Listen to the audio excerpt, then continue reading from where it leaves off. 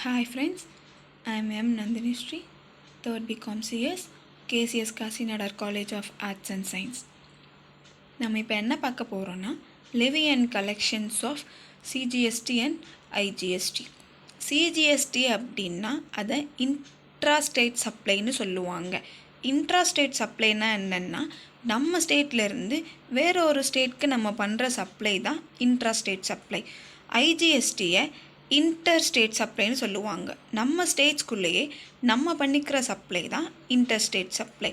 சிஜிஎஸ்டியை section 9 act படி பார்ப்பாங்க, ஐஜிஎஸ்டியை செக்ஷன் 5 ஆக்ட் படி பார்ப்பாங்க. Section 9 of CGST act intrastate சப்ளைஸை பொறுத்த வரைக்கும் ஆல்கஹாலிக் லிக்வயருக்கு எந்த விதமான டேக்ஸ் ரேட்டுமே கிடையாது. மற்ற சப்ளைஸ் எல்லாத்துக்குமே டேக்ஸ் ரேட் 20% மேலே இருக்கக்கூடாது.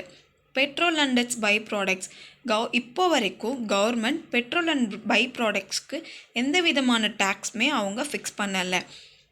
இன்கேஸ் கவர்மெண்ட் எல்லாருமே ஒன்றா பேசி நோட்டிஃபிகேஷன் கொடுத்தா இன் ஃப்யூச்சரில் அதுக்கும் டேக்ஸ் வர்றதுக்கான சான்சஸ் இருக்குது.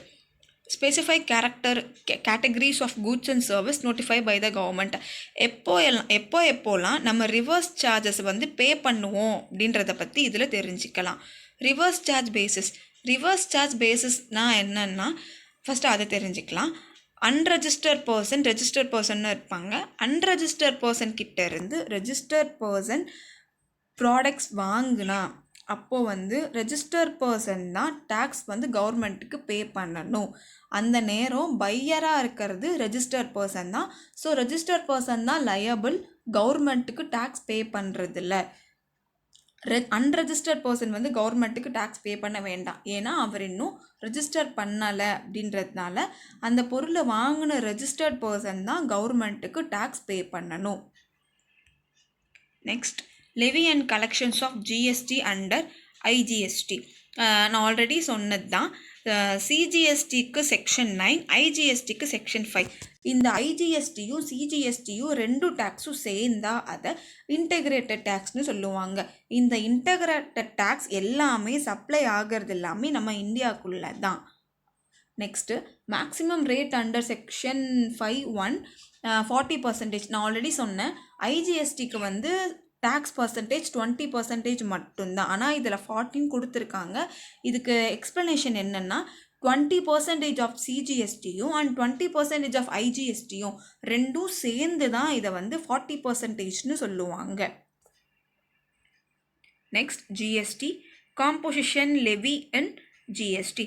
காம்போசிஷன் லெவி இது ஒரு விதமான ஸ்கீம். நமக்கு 2 ஸ்கீம் இருக்கும். நார்மல் ஸ்கீம்னு ஒன்று இருக்கும், காம்போசிஷன் லெவி ஸ்கீம்னு இருக்கும். நார்மல் ஸ்கீம் கவர்மெண்ட்க்கு டேக்ஸ் பே பண்ணுறதுக்காக ஆஸ் அ கஸ்டமராக நம்மக்கிட்ட இருந்து காசு வாங்குவாங்க. கஸ்டமரான நம்மக்கிட்ட டேக்ஸ் பே பண்ணி அந்த அமௌண்ட்டை வாங்கி கவர்மெண்ட்டுக்கு நம்ம டேக்ஸ் பே பண்ணுவோம். இந்த காம்போசிஷன் லெவின்றது கொஞ்சம் டிஃப்ரெண்ட். இதில் கொஞ்சம் நிறைய பெனிஃபிட்ஸும் இருக்குது. யாரெல்லாம் 75 lakhsக்கு மேலே பிஸ்னஸ் பண்ணுறாங்களோ, டேர்ன் ஓவர் பண்ணுறாங்களோ அவங்க எல்லாருக்குமே இந்த காம்போசிஷன் ஸ்கீம் ரொம்ப யூஸ்ஃபுல்னு சொல்கிறாங்க. எதனால் அப்படின்னா, ஃபஸ்ட்டு எதனாலன்னு சொல்கிறாங்கன்னா, அவங்க ஓன் பிஸ்னஸ் பண்ணுறவங்க கஸ்டமருக்கு ஒரு விதமான டேக்ஸ் ரேட் ஃபிக்ஸ் பண்ணுவாங்க.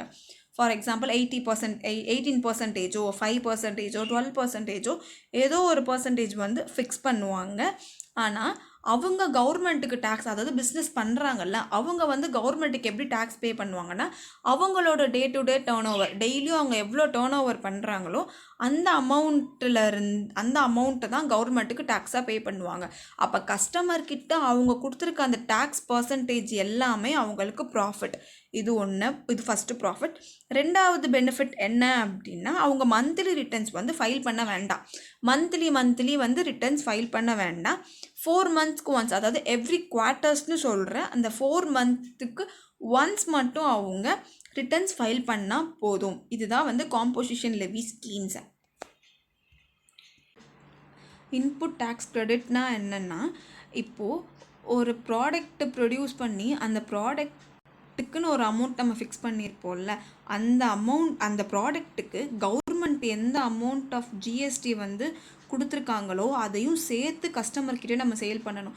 ஃபார் எக்ஸாம்பிள், ஒரு பிஸ்னஸ் பண்ணுறவங்க ஒரு நோட் புக் வந்து ப்ரொடியூஸ் பண்ணியிருக்காங்க. அந்த புக்கோட ரேட் வந்து 100 ருபீஸ்னால் கவர்மெண்ட் அதுக்கு 50 ருபீஸ் வந்து ஜிஎஸ்டி பே பண்ணி ஃபிக்ஸ் பண்ணியிருக்காங்கன்னா அவங்க அந்த புக்கை விற்கிறப்போ 150 ருபீஸுன்னு தான் வந்து விற்கணும். அதுதான் வந்து இந்த இன்புட் டேக்ஸ் கிரெடிட். இங்கே பாருங்கள், கிரெடிட் ஃபார் எனி ஜிஎஸ்டின்னு சொல்லி கவர்மெண்ட் அந்த ப்ராடக்ட்டுக்கு என்ன அமௌண்ட் ஃபிக்ஸ் பண்ணியிருக்கோ அதையும் சேர்த்து தான் வந்து அவங்க சேல் பண்ணணும்.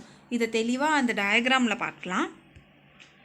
ஏ அப்படின்றவங்க 500 ருபீஸ்க்கு ஒரு ப்ராடக்ட்டை ப்ரொடியூஸ் பண்ணியிருக்காங்க.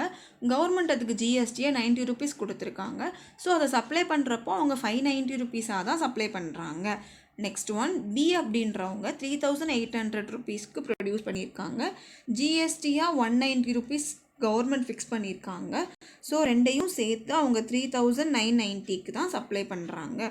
ஸோ நம்ம ப்ரொடியூஸ் பண்ணக்கு தேவைப்பட்ட அந்த அமௌண்ட், கவர்மெண்ட் ஃபிக்ஸ் பண்ணியிருக்க அமௌண்ட், ரெண்டையும் சேர்த்து தான் வந்து அந்த அமௌண்ட்டுக்கு ஃபைனல் ப்ரைஸாக ஃபிக்ஸ் பண்ணி கன்சியூமருக்கு கொடுக்குறோம். Thank you friends.